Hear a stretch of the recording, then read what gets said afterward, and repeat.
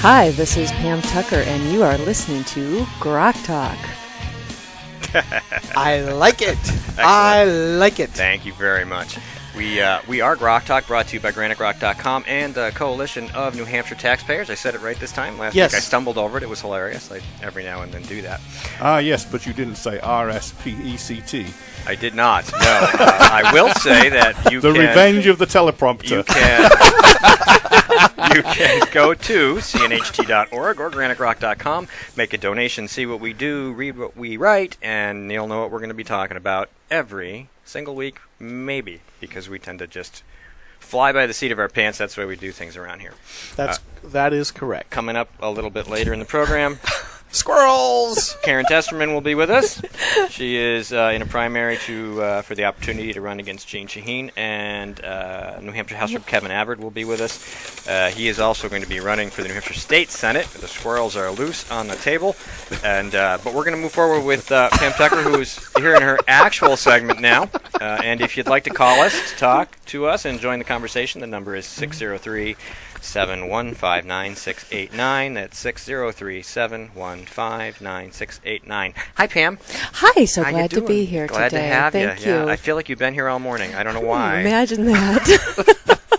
Yeah, the sun coming up early, maybe it is a good thing that we're doing the time change. I got up at 6 o'clock and could get back to bed and thought, it's 8:30, I got to be here. So I rushed out of bed and got here real quick. Which is a little bit of a trip from the seacoast. It is. It's about an hour, and the reason for the hat is, yes, I do like the Granite Grok, but I didn't know I was going to be on the air, so bad hair day. She didn't know we were doing live stream, so we gotta warn our guests. By the way, you will be on video. Yes. See, we're in our Saturday best every week, so What you see is what you get. that's right. We're not, Skip, you need to buy yourself a couple of rugby shirts with the Grok logo on. I know. I've been waiting for funds to restore after doing stuff. All right, so let's trip and stumble a couple blocks up to the State House. Okay. And what do you got? Well, you know the biggest thing that happened this past week, of course, was not in the House chamber. It was over in the Senate chamber, and that was something that we have fought vehemently against since its inception, and that is Obama Medicaid expansion, Obamacare Medicaid expansion. Bradley care. And Morse care. Stiles care. Odell care. I'm really disappointed. But you know what? We had 5 good senators who stood with the Republican principles. It is in the platform that we will oppose Obamacare. It's right in the Republican platform. And this is what drives me absolutely bananas, because for whatever reason, political nefarious political means, we're told that we have to support good Republicans. But when you keep constantly breaking all the planks in the platform, and I did a post, how does this break? How does this match up with the NHGOP? And it broke every single applicable plank. Then they ask us to support these guys. And it's like, why should I? If you're going to vote against my own interest because I've signed up to be a Republican because of the philosophy stated in the platform, how dare you call me an extremist just because I want you to follow the platform? Right. So let me just say this for Ms. Horn. The Oh yeah, she's listening. yeah. She better. Somebody will. Yeah. Yes. The party has a platform. The party could have come out and vociferously stated, without naming names, that they oppose any attempt to institute Medicaid expansion in New Hampshire. That is what the party platform says, and they will have the back of anybody who votes against it. Now, I'm quite certain, by the way, that Miss Horn is sitting in front of her laptop in her robe with her flip-flops on, listening to our show. Yeah. Well, here's the thing. And instead they didn't do that. Not only did they not do that, not only did they not take these people quietly to the woodshed off camera, like they should have, and say, if you vote for this, we will kick you out of the party. But they actually went out on the road and sold this monstrosity to the local groups who all unanimously opposed it. Well, sorry, Skip. I don't know what the reason. I'm sorry, I'm interrupting. No, you. No. Actually, I was interrupting them right. so you could talk. I'm in charge now, wasn't it, Al? That's Haig? right. Yep. No. But stop. One of the things is, and as Republicans, we do get land-based at saying we don't care about the poor people, we don't care about the people who are uninsured. And first off, that is wrong, and we all know that. We really do care. And we were talking a little bit earlier about the charities helping people and things like that, which is a whole other subject, because the government has taken over the charities. So we don't need schools and these.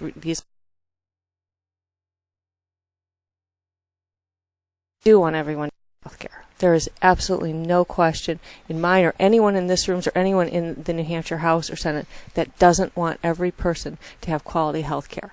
The issue that I have is that when we look at Medicaid and the quality of Medicaid health care is awful. I wouldn't want that for anybody. So here we have a bad program. This is just one whole piece of Medicaid expansion. We have a bad program, and we're expanding a bad program. So are we doing what's best for the citizens of our state? No. Two quick points. First, Dan Bongino addresses the relationship of that to Obamacare, where he says that in the real world, the only people who are going to be stuck going to the government clinics are the poor, because anybody who has any means whatsoever to get outside and go to boutique health care will do so. And everybody else will be stuck in the crappy care. Mm-hmm. The other point I wanted to make real quick is if you want to give everybody the opportunity to have health care in this state, then you open up the insurance market. Businesses flock here because there's no place else to go where they get that choice, and everybody gets a job, and they can buy their own damn health care. And Bill O'Brien had that proposed. Oh, yeah, it came up twice in 2010, 2011 at least. And repeal certificate of need so other hospitals can come here. Right. Yeah. So anyway. I mean, it really is a case where government created the original problem back at the end of World War II with the price and wage controls. Benefits started up. And here in New Hampshire, we've seen this constantly. This is nothing more than the government trying to fix a problem the government created, going way back, and the most recent abuse of our liberty to choose was Jean Shaheen's SB 11 when she was a state senator. 7-11. 7-11. That's what I said. I thought you said 11. 7-11. We'll check the audio later. Yes, I shall be held accountable. That's right. Which basically forced all but one, maybe two health care providers out of the state. And now what did she do? She does it again at the national level, where now New Hampshire has one provider. Look at it this way: she can only do it one more time. What, make us all and then we're down to none? Single no payer. Providers, it'll all be single payer. That's our last choice. Yep, that's the road we're going down. Party of choice, our choice. That's her intent. And you say, why the hell would you expand a bad program? The answer is that's what Democrats do. That's what progressives do. They create a program, and then to solve the problems that the program creates, they make it bigger and bigger and bigger. And more programs. It's like public education. It's failing, more money. It's failing, more money. Look, it's failing worse, more money. Yes. Public education's a whole nother ball game, and everyone should have choice. And we've talked about that, everyone should have choice in education, and the dollar should be with the child, not with the school. Mike, fix your microphone, Mitt. That's a whole other. There you go. There you go.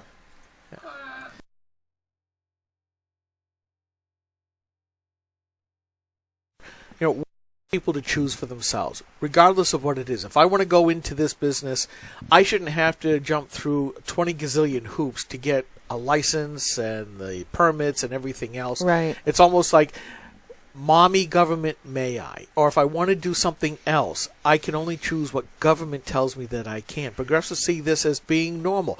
We have to make those choices for you.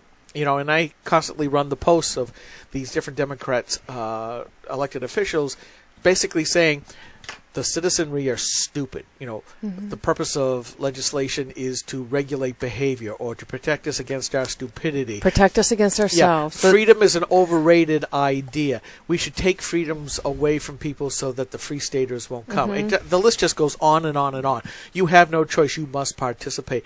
I mean, well, we had it must wear you down. It does, but you don't give up the fight, because there are a lot of people out there who believe like we do, that they don't want this government intervention. And if you give up, then guess who wins? Well, exactly. And so and that's why you're all here this morning. And our leadership keeps giving up. Well, you know something? New media militia. That's us. Absolutely. What we need is all of our liberty and freedom people with their shoulders to the frame of the Overton window, pushing it to the right. because every time we don't push, it slides to the left, and don't expect the Republican leadership to help.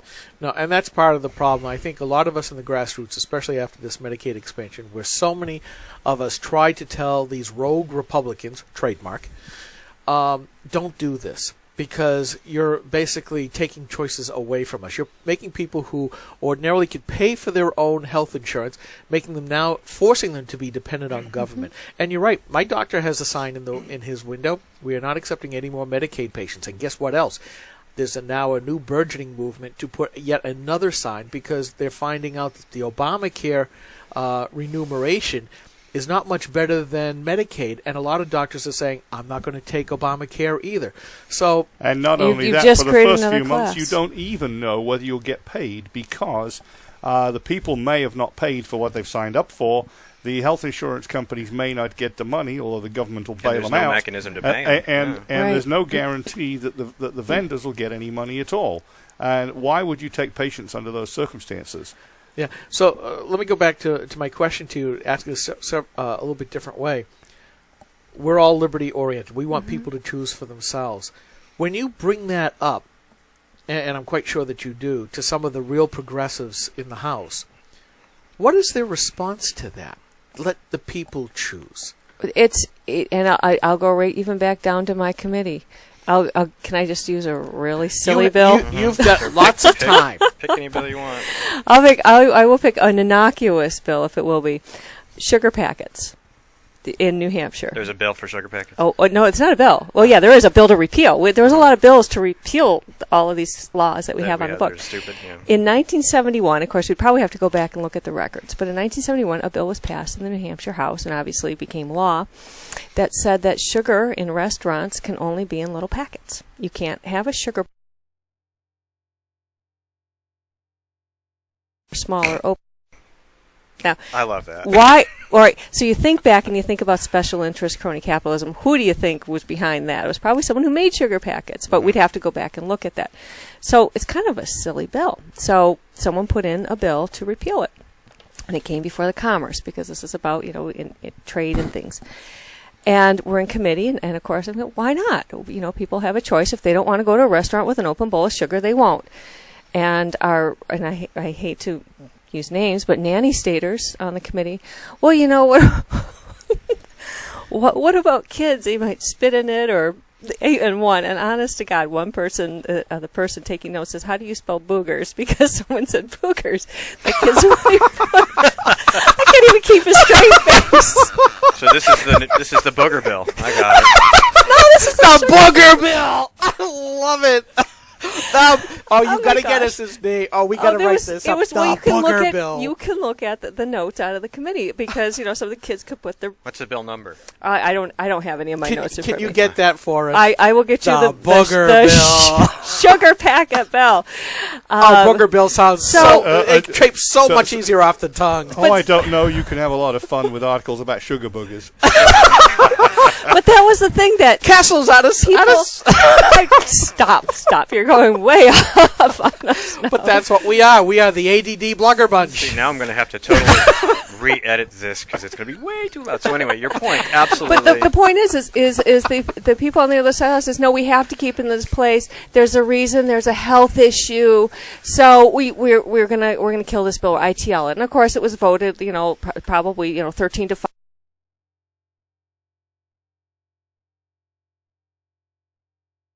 And especially if conference like at CPAC's going on right now, when you go in the breakout rooms, you have to open up all those little sugar packets to put in your coffee and tea, and it's like this huge mess. It's an environmental disaster because you got paper everywhere. It's a huge mess. That's the argument you should have made. We are killing trees. I did. Did you? I made the argument that we shouldn't. We're wasting all of this paper, but it's a sanitary thing. Yeah. Okay. We're going to take 67 seconds, maybe. Obamacare has been a disaster for New Hampshire families. 22,000 New Hampshire citizens have already lost their insurance, and countless more are being forced into part-time work. Now, the New Hampshire Senate wants to make things even worse by expanding Medicaid coverage as part of Obamacare. That move could force an additional 20,000 people off of their current plans and onto Medicaid. Shortly, the Senate will be voting on Obamacare's Medicaid expansion, Senate Bill 413. The Heritage Foundation says Medicaid expansion will cost New Hampshire taxpayers $126 million more. What's worse, the expansion will increase emergency room usage by 40%, meaning longer wait times and even higher costs. Stop the Senate from making a costly mistake. Call your state senator and tell them to vote no on SB 413. Go to strongnh.com to find your senator's phone number today. Paid for by Citizens for a Strong New Hampshire. The bill referenced in that ad, obviously, was the one we were talking about, but this bill is now moving on to the House. So we continue to want to play that Strong New Hampshire ad because it still matters. So.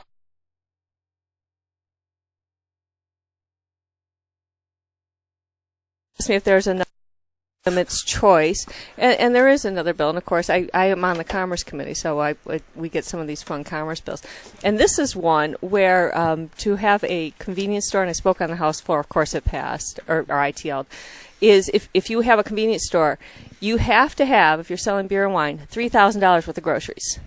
Now, you know, if you have certain types of convenience stores and you're selling a lot of adult beverages, you know, beer and wine, you have to tie up at least $3,000 of your inventory in food items, not chips and not cigarettes and paper items or any, you know, those types of sundries, but real food like little Vienna wieners and Spam and things like that, that people will be deterred from drinking too much. So I've got the perfect answer. We let them sell pot as well, and then they'll be able to turn over those groceries when their customers get the munchies. That's actually there's the answer. That was one of the first things I thought about when they talked about decriminalizing marijuana. What would be the side effects? And I was thinking, I don't know, an increase in slow speed accidents outside of 7-Elevens. You know, that was kind of buy Keebler stock for Oreos. Look at all burritos crash. You know, Believe it or not, I didn't post it last night because I was getting tired. But Colorado now has a problem with drivers that are high. So they've You knew it was going to happen. like this was not going to happen. So Karen's early, she's here, but just so in case you hear her picking up on another mic, she doesn't have a mic. They are starting to have to train the police now to measure pupils, the widening of the pupils to see if they are high on pot, to be able to see if they are driving under the influence, because there's no real medical test that they can do. There isn't, and that's interesting because, you know, there was people in my town, most of the people in my town are against legalizing pot, and I voted against it, and will continue to vote against it. And one of their arguments was, you know,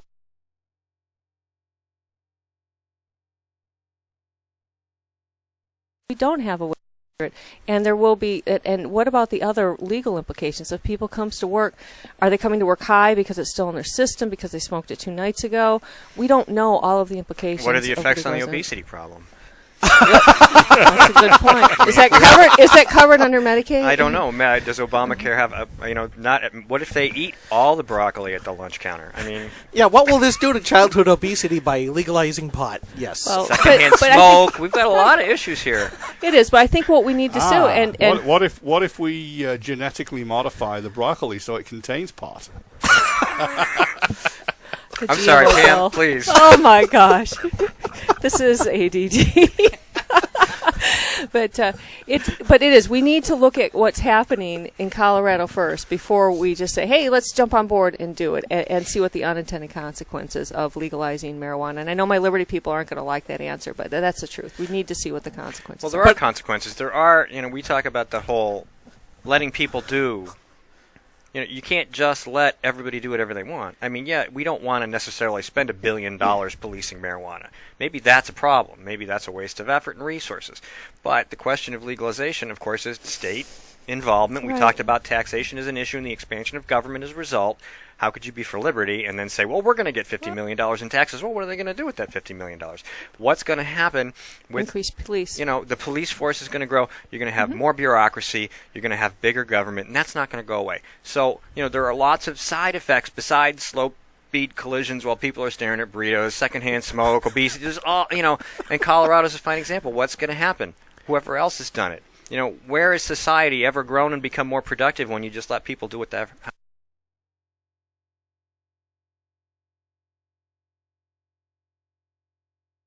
Well, actually, I think society, people are high all the time. at that point they don't care. They're happy. It's a happier society. Oh, A Soma. little bit Here more we mellow. go. Yeah, mellow. Well, here's the deal, though. It's a perfect example of the true meaning of federalism. The 50 laboratories of government that we keep talking about, but because of the coercive nature of the I don't want to say it is coercive federalism. When the national government is handing you money, like they've tried to do here in New Hampshire, over and over and over again, we think it's a good idea that you protect your citizens by forcing them to wear seatbelts. And here's $3.62 per person to make you go make it happen if that works out. But I think that the whole idea of having Colorado go through that whole thing, let it go through 4 or 5 years. Get out the bugs. Get out the bugs, or find out what the deficiencies are, or find out what the downfalls are. Let them do that before doing it here. I'm okay with that as a conservative, as a constitutionalist, which lots of the liberty folks are, although you get the thing, well, why should the state regulate what goes into my body? Well, fine, if you can make sure that they're all off the roads. Exactly. And they don't want to make a run on the taco market. And my point is they should go to jail for being stupid on the road, and we don't care what's in their bloodstream. You got to sell them a couple bags of Doritos with every bag. There's a lot of responsibility that comes with having freedoms, and unless we are willing to accept those responsibilities, they're going to be taken away by the government. Yes. You hit the point on the head. We hear so much about my liberty and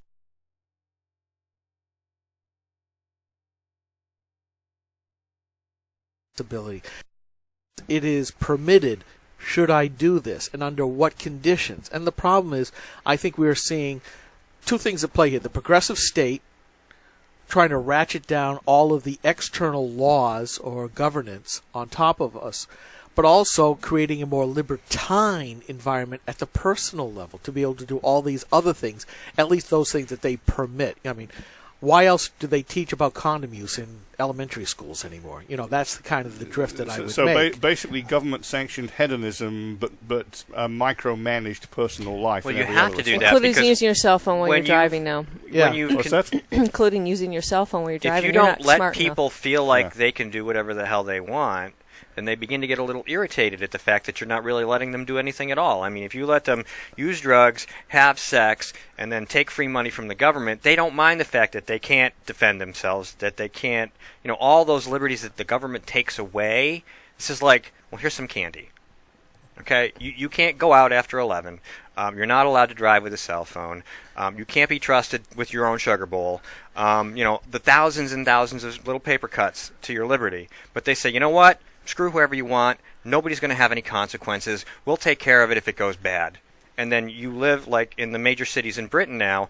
It's just hell in the middle of these places. Half the people are thugs.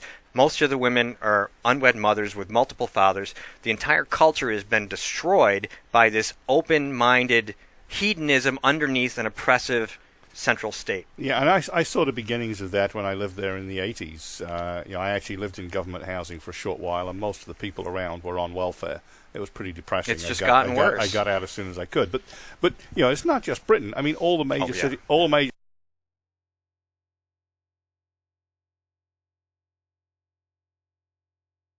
especially destroyed them. Well, they've created more because they love them so much. I mean, you probably see this whole deal. Let me take New York City under the uber progressive de Blasio now, who is shuttering the charter schools. Now bring it here to New Hampshire. The Democrats are very much controlled, or certainly influenced, by the teachers' unions. Do you see a really hard time of trying to get them to say educational choice? Yes, right now I do. I think if we see a change of thought here, that they'll see that the money, when we talked a little bit about this, that it's about the children. It's not about the schools. The money shouldn't go to the schools. It should go to the children. If it costs $15,000 to educate a child, it shouldn't go to the unions. Well, I'm not going to pick on you. You know I what? Teachers really want to teach. I have a few friends who are teachers. All they want to do is teach. My wife's a teacher. Right, but they have so many rules and regulations. But that's another issue.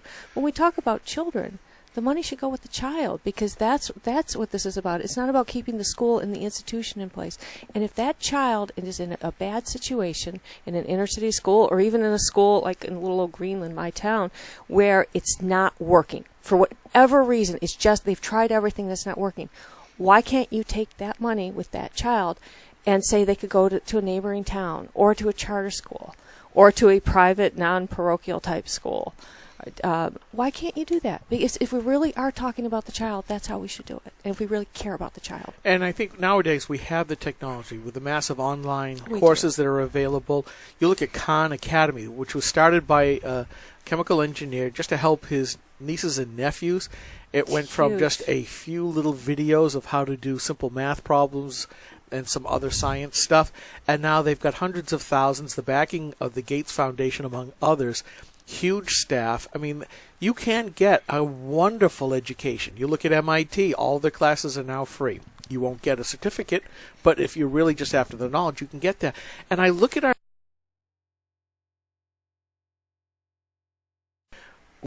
supposedly highly qualified teachers, every single one of them just about, from what I hear from the school board, and yet our kneecap scores haven't shown that. We spend far more than the average in the state, and we don't have the scores. And Guilford's not a poor town. A lot of professional people, a lot of business owners live there, and you can say sometimes academic results or achievement are a result of genetics. But we're not seeing it, and they keep crying for more and more. It's like, why can't we change things? Why can't we suit the education to the child? And I agree with you. I've said for years, a child does not deserve a public education. They do deserve a publicly funded education. Exactly. And do you know why we won't change it? Because, as we've heard on the House floor this past week, on other things, we've always done it this way. This is the way we do it. Everyone's afraid of change. No change, no hope, no forward? No. Well, their forward thinking is the only way with certain people. Yeah. All right, we're just about out of time. I got to interrupt you, Mike. Can you give us some contact information? People want to reach you or the House Republican Alliance? Oh, sure. The House Republican Alliance, we have a website. It's NHHRA, that's like New Hampshire, HouseRepublicanAlliance.org. And up there is posted all of the voting scores. We're the only organization that actually has a very comprehensive scores for all members of the House. And I am reachable at Pam, Z as in Zebra, T as in Tucker, at Comcast.net. Thank you very much for spending a large chunk of your morning with us Thank today, you. Pam Tucker.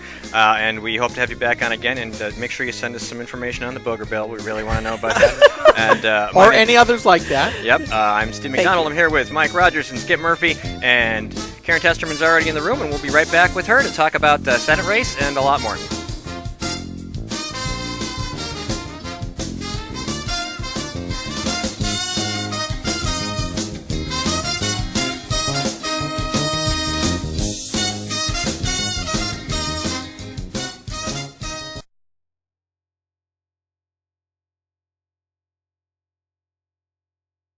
Can't believe what days? We have the show for you. It's all about taking control through understanding what's happening. Dr. Julianne Cooper, founder and president of Liberty Harbor Academy, hosts Carpe Diem, New Hampshire's first culture and education show on WSMN Radio 1590. Longtime history professor, entrepreneur, and cultural commentator Dr. Cooper will discuss what's happening in and to American culture and education. From pop culture to higher education, Dr. Cooper will help you make sense of the world. So, seize the day. Listen to Carpe Diem with Dr. Cooper every Tuesday from 11 to noon.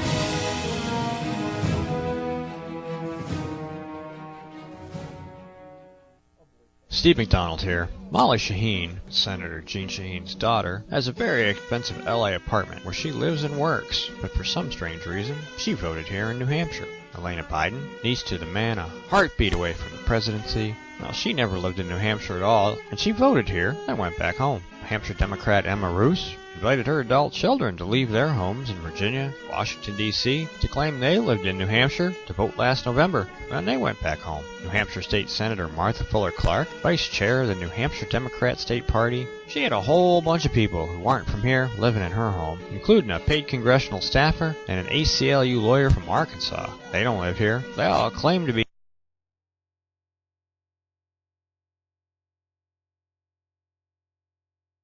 you started for Granite Rock, and we'll keep shining the light on them for you. GrokTALK is 2 hours of news and opinion you could only get from GraniteGrok.com. But don't limit yourself to GrokTALK. Check us out at GraniteGrok.com. Follow us on Facebook or Twitter by searching Granite Grok.